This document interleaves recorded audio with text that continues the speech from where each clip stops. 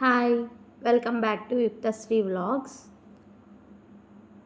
ఈరోజు నేను పల్లి పొడి ఎలా తయారు చేయాలో చేసి చూపిస్తున్నాను. దానికి ముందుగా ఒక మందపాటి గిన్నెని, అదే బాండి ఆర్ నాన్ స్టిక్ గిన్నె ఏదైనా పొయ్యి మీద స్టవ్ ఆన్ చేసి పెట్టుకొని ఒక 1/2 టేబుల్ స్పూన్ ఆయిల్ వేసుకోవాలి.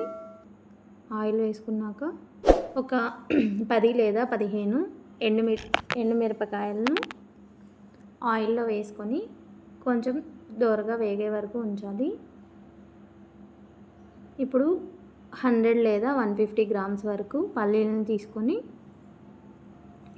పచ్చివాసన లేకుండా బాగా ఫ్రై అయ్యే వరకు ఉంచాలి. ఒక 10 మినిట్స్ పాటు అయినా వేగుతాయి. సిమ్లో పెట్టి వేయించాలి.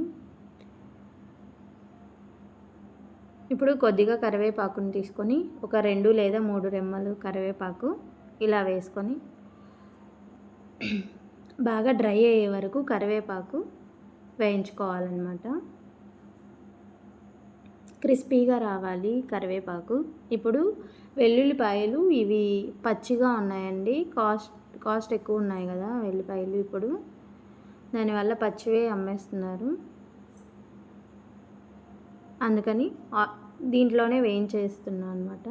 ఇప్పుడు కొద్దిగా జీలకర్ర తీసుకొని ఒక టేబుల్ స్పూన్ జీలకర్ర వేసుకొని కొద్దిగా సేపు ఫ్రై అయ్యే వరకు ఉంచాలి. ఇలా ఇవన్నీ వేయించుకొని దోరగా వేగే వరకు వేయించుకోవాలి. ఇలా వేయించుకొని స్టవ్ ఆన్ చేసి పెట్టుకోండి. ఇది వేడి అన్నంలో నెయ్యి వేసుకొని తింటే చాలా ఇష్టంగా తినేసేయచ్చు అనమాట. ఇంట్లో ఏమీ కర్రీ లేనప్పుడు ఇలా చేసుకొని తినేసేయచ్చు. కొద్దిగా ఎండు కొబ్బరి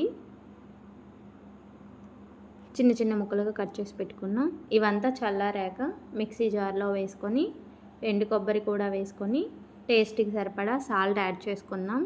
సాల్ట్ లేదా కల్లుప్పు ఈ రెండిట్లో ఏదైనా వేసుకోవచ్చు.